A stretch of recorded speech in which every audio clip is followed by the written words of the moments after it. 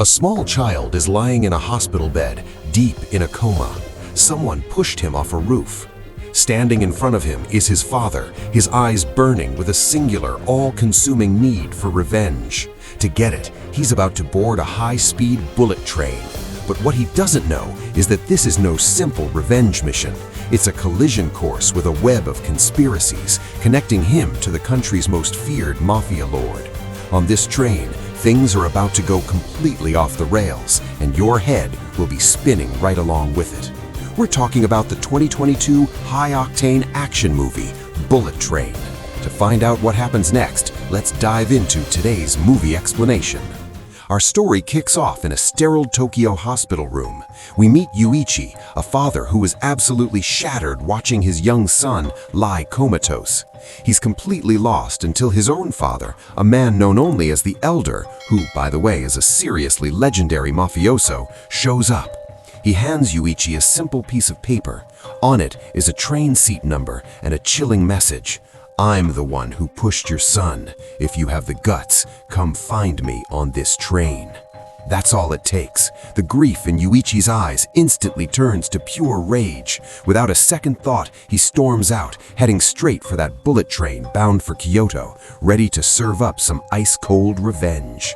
Now, at that same station, another key player is about to step onto the board. Meet a professional killer, codenamed Ladybug. He's just gotten a new mission from his handler, Maria. Board the train and snatch a briefcase filled with cash. Simple smash and grab, right? Well, not for this guy. See, Ladybug has a little problem. His luck is cosmically, unbelievably bad. Every mission he takes somehow goes sideways in the most spectacular fashion. It's such a running joke that his handler ironically codenamed him Ladybug, a symbol of good fortune, hoping to maybe, just maybe, change his cosmic karma. So, with his new lucky name, he begins his simple mission to steal a briefcase. But here's the thing, this is no ordinary briefcase. It's connected to the biggest, baddest crime boss in all of Japan, the White Death. Turns out, his screw-up son was recently kidnapped, and the kidnappers demanded a $10 million ransom. The White Death sent two of his top assassins, a quirky duo codenamed Lemon and Tangerine, yep, like the fruits, to make the drop. But these two don't just do drops. They crashed the party, killed all the kidnappers, rescued the White Death's son, and, just for good measure, took the ransom money back. And where are they now? You guessed it, they're on the very same train, babysitting both the briefcase and the boss's son, on their way to deliver both safely to dear Mafia Dad. And that briefcase is the exact target Ladybug is here to steal. Meanwhile, Yuichi gets on the train and finds the seat number from the note. But sitting there is just a young, innocent-looking girl. He pulls his pistol, but seeing her, he immediately hesitates and lowers it. Big mistake. The girl instantly drops the act and shows her true colors. In a flash, she zaps him with a stun gun, and he's out cold. So is this kid the one who tried to murder his son? We'll find out soon enough. Elsewhere on the train, Lemon and Tangerine are busy bragging to the son, telling him the epic story of how they killed 17 guys to rescue him.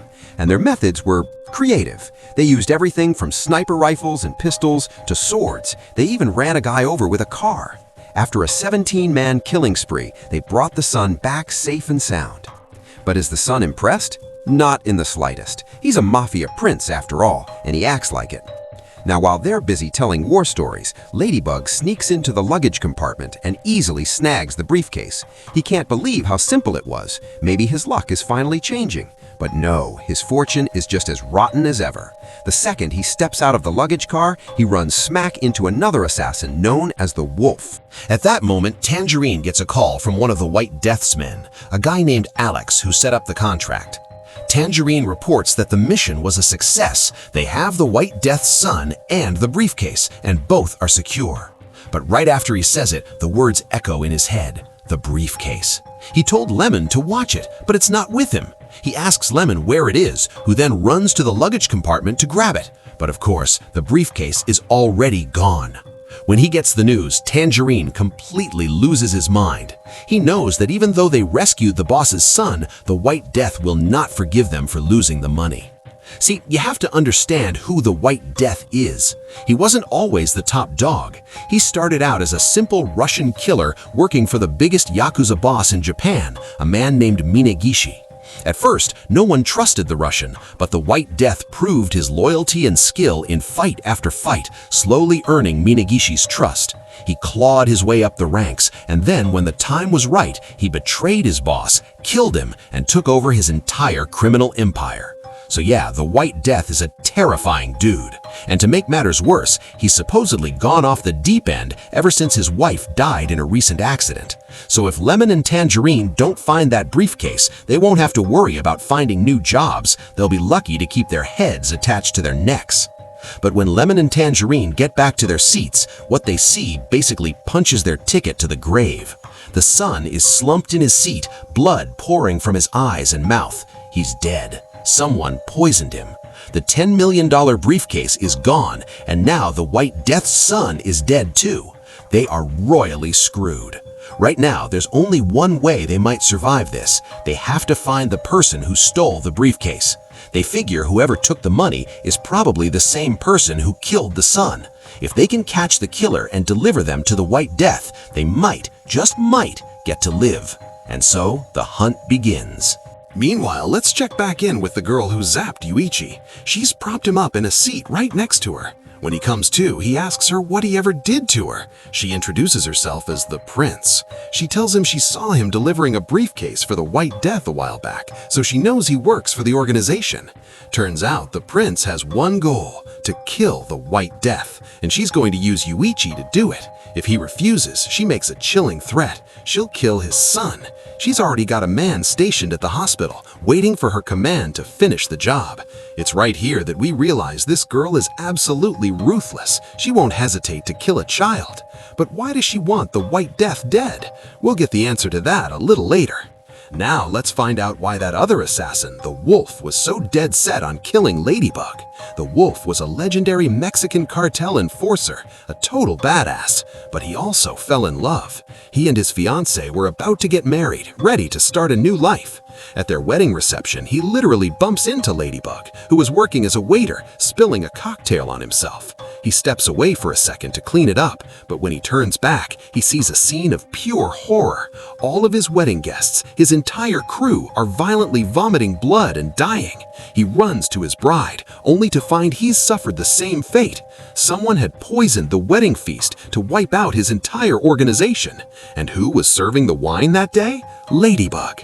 The Wolf put two and two together and concluded that Ladybug was the one who murdered his wife. He's been hunting him ever since, and the trail has led him to this bullet train in Japan. So when he finally comes face to face with Ladybug, he doesn't hesitate. He attacks. Ladybug has no clue what's going on or why this guy wants him dead. The Wolf manages to stab him right in the chest, but in a rare twist of good fortune, unlucky Ladybug is saved by the phone in his pocket. The Wolf doesn't give up, and an insane brawl breaks out. Ladybug smashes a glass over the Wolf's head, which only makes him angrier. He lunges, throwing his knife for the killing blow, but in a one-in-a-million karmic twist of fate, the knife hits the corner of the briefcase Ladybug is holding, ricochets straight back, and embeds itself in the Wolf's chest. He's dead on the spot. Now, looking at a tattoo on the Wolf's neck, Ladybug gets this nagging feeling he's seen this guy somewhere before, but he just can't place it. Shaking it off, he props the Wolf's body up in a seat, making him look like just another sleeping passenger, and walks off with the briefcase. Meanwhile, Lemon and Tangerine are doing the same thing with the son. They sit him up and slide a pair of sunglasses over his eyes. With the body hidden in plain sight, Tangerine heads off to hunt down the briefcase thief. As Ladybug moves through the train, he suddenly spots Lemon, and seeing him triggers a flashback. He remembers a mission from years ago where this exact guy shot him twice. He barely made it out alive. Not wanting a repeat performance, he quickly ducks into another car to avoid him. But as he's switching cars, he bumps into someone in a giant fuzzy mascot costume, who immediately tries to wrestle the briefcase away from him. Ladybug manages to hang on and escapes into the next car. He immediately calls his handler, Maria, and asks if she knows anyone named El Seguero. Maria confirms the name. He was the mafia boss Ladybug was sent to kill at a wedding party, and that wedding was the Wolf's. Suddenly, it all clicks for Ladybug. He finally understands why the Wolf tried to kill him. But he's still confused. His mission was only to kill El Seguero, so who poisoned all the guests? He has no idea. While he's on the phone piecing this together, he walks right past Tangerine, who doesn't even give him a second look. But a moment later, Tangerine runs into the prince. He asks her if she's seen anyone carrying a silver briefcase. She immediately points him in the right direction, describing a guy with black-framed glasses. Tangerine realizes in a flash, it's the guy he just walked past. He's the thief. At the same time, Ladybug circles back and walks right up to Lemon, who's still guarding the son's body. Lemon, cool as a cucumber, tells him to keep his voice down. Turns out they're in the quiet car and no loud talking is allowed. Ladybug then reminds him that they've met before, years ago, when Lemon shot him. Lemon doesn't remember the incident, but he sure as hell recognizes that it's his briefcase. Ladybug admits he took it and makes a proposal. He'll give the briefcase back if they agree to let him walk away, no more fighting. That's when Lemon drops a bomb. "We would have let you go," he says. "But you didn't just steal the briefcase, you also killed someone." Now Lemon is obviously talking about the son, but Ladybug instantly assumes he's talking about the wolf. The thing is, Ladybug has no idea who the son even is. He assumes Lemon is talking about the wolf and tries to explain that his death was a total accident. Lemon just stares at him, points to the son's body slumped in the seat, and says, "Tell me how that looks like an accident." The second Ladybug turns to look, Lemon makes his move, and a full-on brawl erupts. But this is the quiet car, so they have to fight in near total silence, which leads to one of the most bizarre and hilarious fight scenes ever. They're trading blows and choking each other out without making a sound. Neither can get the upper hand until Lemon finally snatches Ladybug's pistol. He's about to fire when he realizes Ladybug has already ejected the magazine. Lemon, quick on his feet, slams the magazine back in and readies to shoot, but Ladybug grabs a nearby laptop and knocks him out cold. To be extra sure, he then pours a packet of sleeping powder into Lemon's water bottle. Before leaving, Ladybug grabs Lemon's phone. He sees a text from Tangerine and realizes they're hunting for a guy with black-framed glasses, him. He ditches the glasses immediately. He tries to block the car door with a piece of luggage, and that's when things get truly bizarre. A deadly boomslang, one of the most venomous snakes in the world, slithers out of a crate. At this point, Ladybug has no clue what's even happening anymore. A killer snake on a bullet train? Whatever. He manages to slam the door shut, trapping it inside, and gets out of there. Thinking fast, he finds another passenger, offers him $200, and gets the guy to wear his jacket and a similar pair of glasses. A few minutes later, Tangerine shows up, spots the glasses, and demands the briefcase, only to realize he's been played. Meanwhile, Ladybug, having successfully made a fool out of him, is hiding out in a bathroom.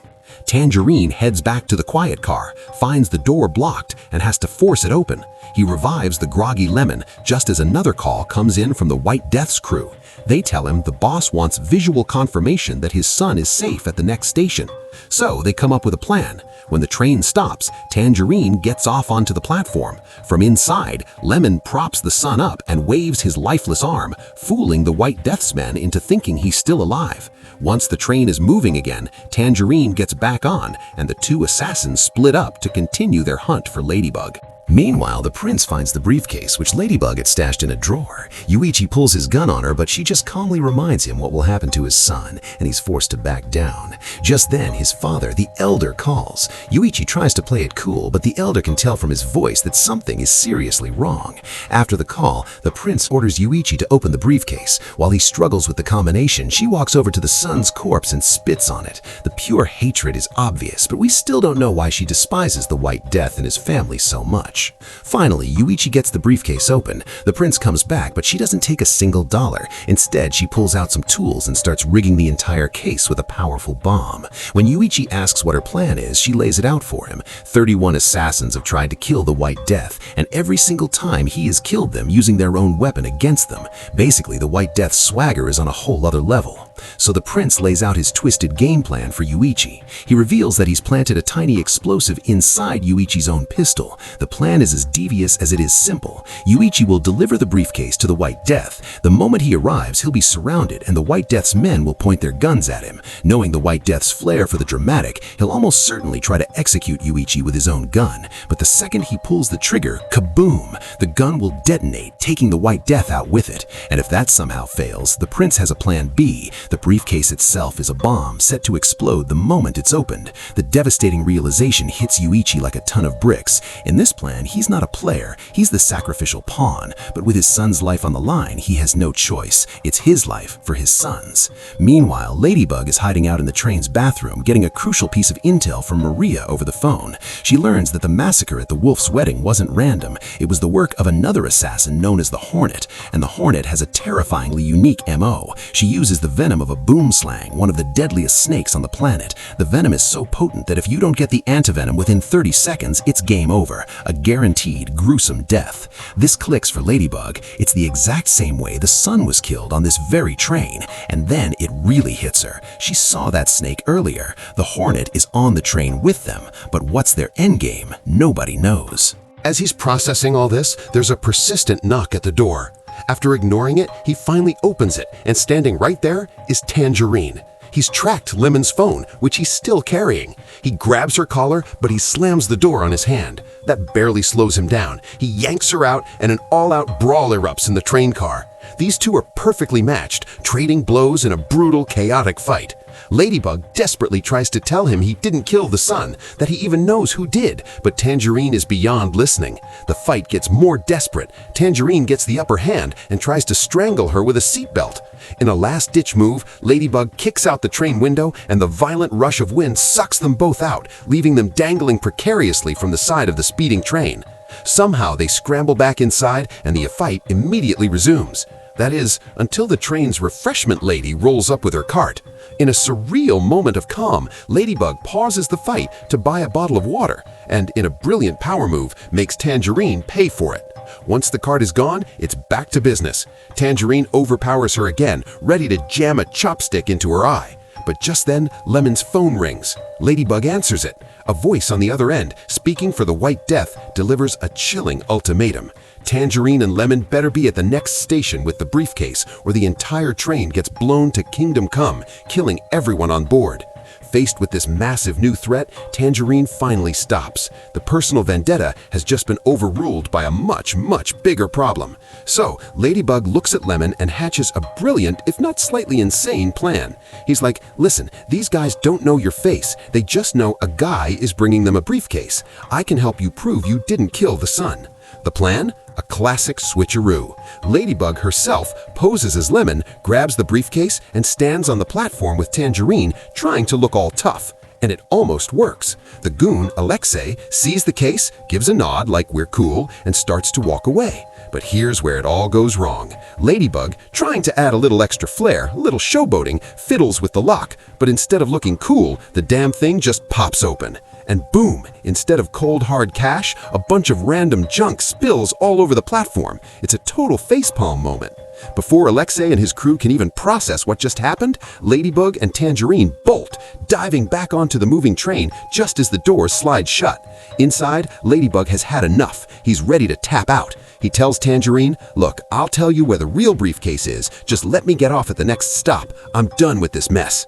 But Tangerine? Yeah, he's not having it. He's not letting her go anywhere. So, Ladybug does the only logical thing. She shoves him with all her might, sending him tumbling out onto the platform, and slams the door button. But you can't get rid of Tangerine that easily. Like a total action hero, he sprints, takes a flying leap, and latches onto the back of the last train car, holding on for dear life. Meanwhile, back inside the train, Lemon is on his own mission. He's walking through the cars when he spots the prince and Yuichi. He walks right up to them and asks about the briefcase. The prince, with her perfectly innocent schoolgirl act, says, "A briefcase? I haven't seen any briefcase." And this is where Lemon, who everyone thinks is the dumb one, drops a logic bomb. He leans in and says, "Funny, how'd you know it was a briefcase? I only ever mentioned a silver case." Busted. The prince's face freezes for a split second, but she's a pro. She immediately switches gears. Her eyes well up with tears, and she starts sobbing, pointing a shaky finger at the old man. It was him. Yuichi took it. So Lemon is staring down the prince and the old man, and he's not playing games.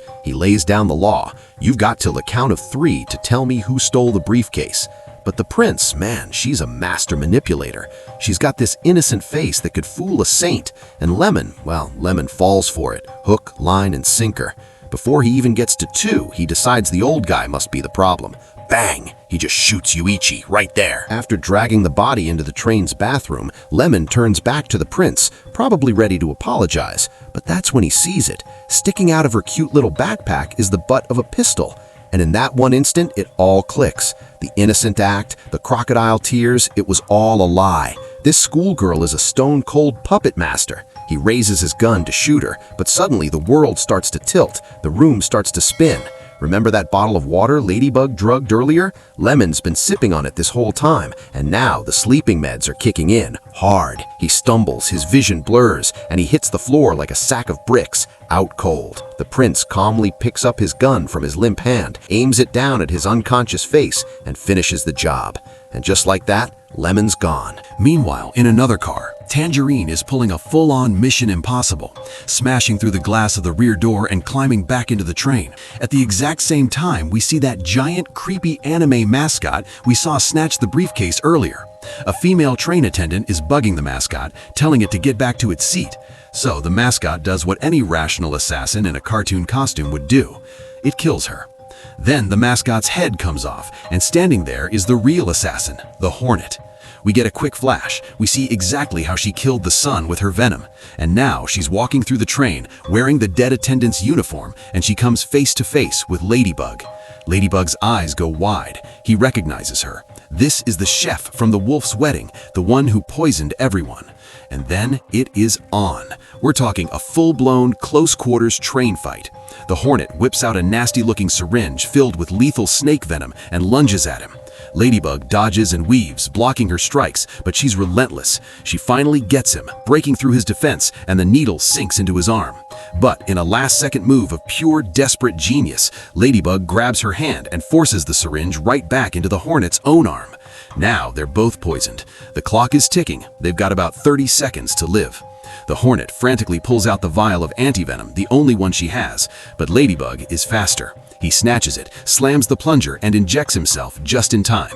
With no other dose available, the Hornet just collapses, dead in under a minute. And what does Ladybug do? In a moment of pure dark poetry, he props her body up in the seat right across from the wolf's corpse. A little reunion in the afterlife. So, Tangerine, a man fueled by pure adrenaline, makes it back inside the train. He immediately spots the locked bathroom door, and his gut tells him something is dead wrong. He forces it open, and the sight that greets him is the stuff of nightmares. His brother, Lemon, lying in a pool of his own blood. The tough-as-nails assassin just breaks. For the first time, we see him completely fall apart. Tears streaming down his face, he takes off his own chain, a final memento, and places it around his brother's neck. A silent goodbye. He closes the door on the horror. And just when you think it can't possibly get any worse, his phone rings. The caller ID? White Death. And he is livid.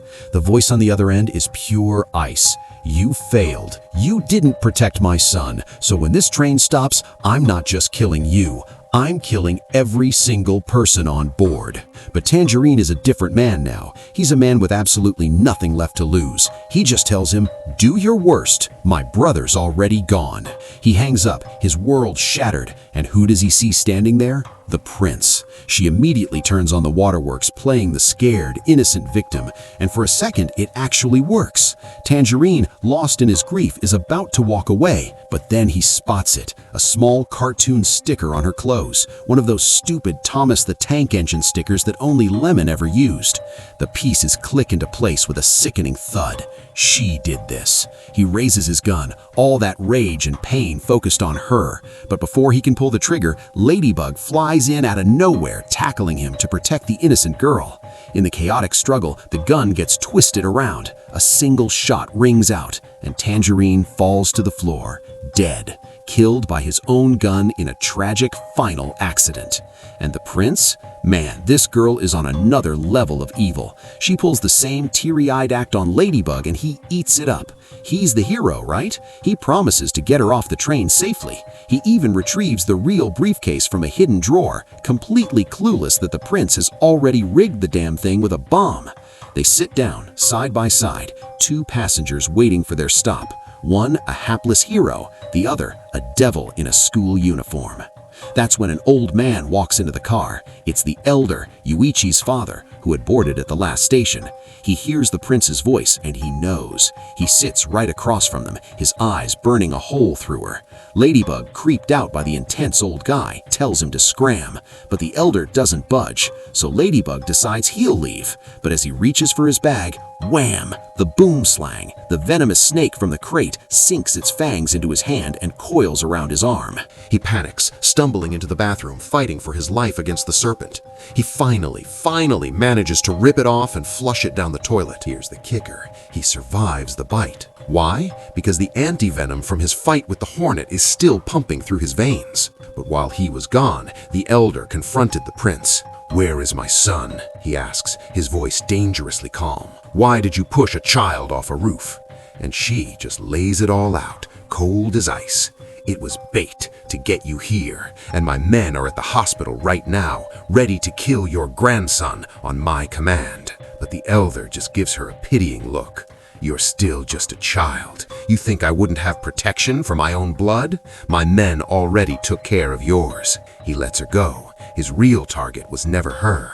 As she flees, Ladybug emerges from the bathroom and finally sees her for what she truly is, the puppet master behind all of this chaos. The truth is finally out, and now the elder turns to Ladybug, ready to tell him the story of why he's really here. A story of betrayal, of a legendary crime lord named White Death, and a quest for revenge that started years ago. The elder lays out the rest of his tragic backstory. White Death didn't just kill his boss, he torched his home and murdered his wife.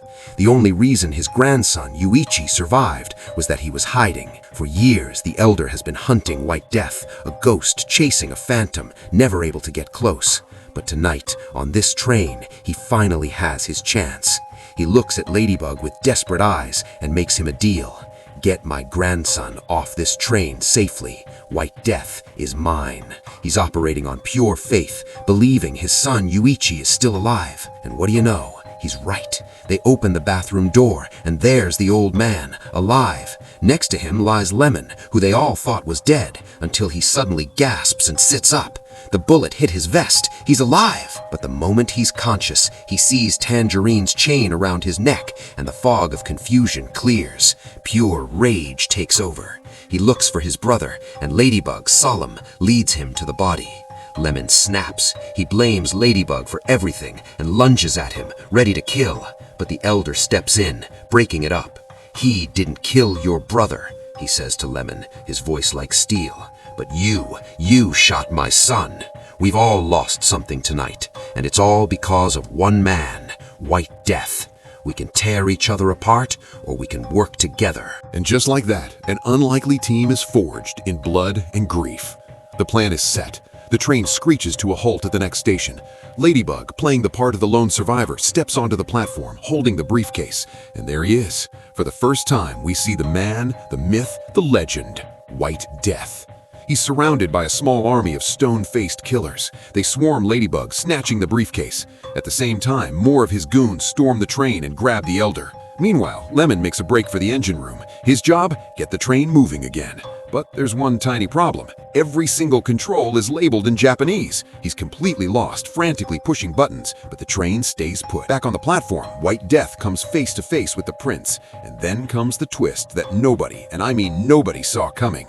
This isn't just some random schoolgirl assassin. She's White Death's daughter. He reveals the whole messed up story. He always wanted a son, an heir. When she was born, he was so disappointed that he named her the Prince anyway, and raised her as the boy he never had.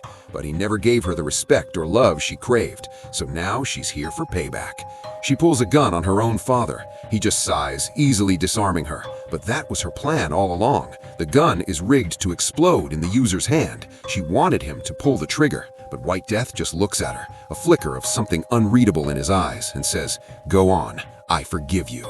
He tosses the gun aside. Her master plan, the one she orchestrated this whole bloody night around, just fizzles out into nothing. With the prince's plot in shambles, Ladybug, now a captive, asks the question that's been bugging him all night. Was this all just a coincidence? All of us, all these assassins on one train?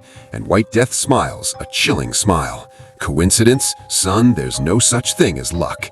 He explains everything. This wasn't a job, it was a carefully orchestrated symphony of revenge. Every single person on that train was, in some way, responsible for his wife's death. His son, the son, was a drug addict, constantly getting arrested. White Death always had to bail him out, but one night, while he was in Bolivia dealing with Lemon and Tangerine for killing his men, his son got arrested again. Since he wasn't home, his wife went to get him. On the way, her car was hit in a brutal accident.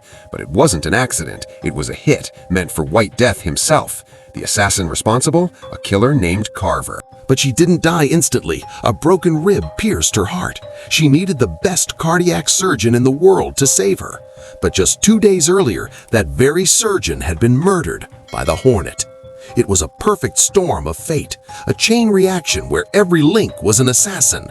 His son's addiction, Lemon and Tangerine's job, Carver's hit, the Hornet's kill. They were all cogs in the machine that led to his wife's death. So he put them all on one train, his own son included, and created a rolling death match designed for them to wipe each other out. His plan had worked perfectly.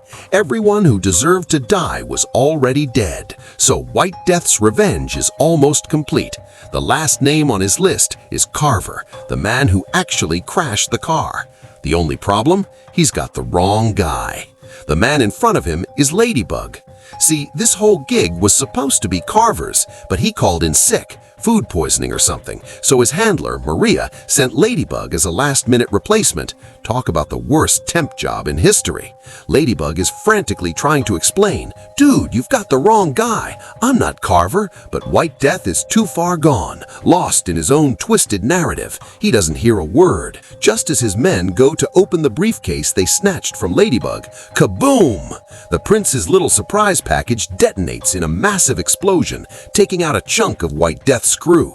The force of the blast is so powerful, it sends both Ladybug and White Death flying back through the open doors and onto the still stationary train. The chaos is the chaos they needed. The Elder breaks free and becomes a whirlwind of steel, his katana a blur as he cuts through White Death's men like a true samurai. Over in the engine room, Lemon somehow manages to get the train started, but he's got a new problem. He can't read Japanese. He's just mashing buttons. The train is picking up speed, and he has absolutely no idea how to hit the brakes.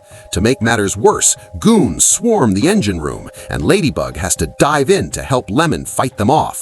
The train is now a runaway missile.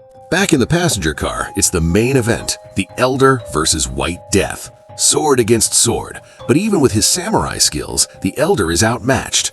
White Death is a brute. He lands blow after blow, finally bringing the Elder to his knees. He puts his boot on the old man's chest, ready to end it, then decides to play a little game of Russian roulette. Just then, Ladybug, in the engine room, finds the train's instruction manual, a glimmer of hope. But in a moment of pure cinematic bad luck, a gust of wind rips it from his hands and sends it flying out the window. They're on the wrong track, speeding towards disaster. And then, crunch! A head-on collision with another train sends cars flying. The impact throws White Death off the Elder, giving the old man the opening he needs. He snatches his sword and delivers a critical blow. Inside the fiery engine room, the fight rages on. To save Ladybug from the last goon, Lemon makes the ultimate sacrifice play. He tackles the guy, and the two of them go flying out of the train and into a river below. Ladybug, now alone, manages to hotwire the brake system. It's working. The train is finally slowing down, but it's too little, too late. They're at the end of the line. The bullet train rockets off the tracks and crashes into the wilderness in a spectacular metal-shredding wreck. Everything goes black. When Ladybug comes to, he realizes he was thrown clear of the wreckage and landed on the soft, plushy body of the mascot costume. The unluckiest man in the world just got incredibly lucky. The survivors stumble out of the wreckage. The Elder finds his son, alive. But then, White Death appears, his revolver pointed squarely at Ladybug, still convinced he's Carver. Ladybug tries to explain one last time, but it's no use. White Death pulls the trigger, click. The gun's jammed from the crash. So he reaches into his pocket and pulls out the other gun, the prince's gun, the one he took from her. The one we all know is a bomb. He aims, he pulls the trigger, and the gun explodes, blowing the side of his head clean off. A bloody red death for White Death. But it's not over. The prince emerges from the smoke, holding a rifle, firing wildly. Ladybug yells at her, "You're insane! You need a therapist!" which only makes her angrier. She's about to finish him off when out of the darkness, a delivery truck comes barreling through the woods and flattens her. Chapter closed. And the driver? It's Lemon. He survived the fall, found a truck, and came back for revenge. And the truck? It's filled to the brim with tangerines. He got justice for his brother's death with a truck full of his brother's namesake fruit. Poetry. Finally, as the sirens wail in the distance, a car pulls up. It's Maria, Ladybug's handler, here to pick up her agent. She helps him into the car, and as they drive away from the carnage, our unbelievable story of action, comedy, and terrible, terrible luck comes to an end.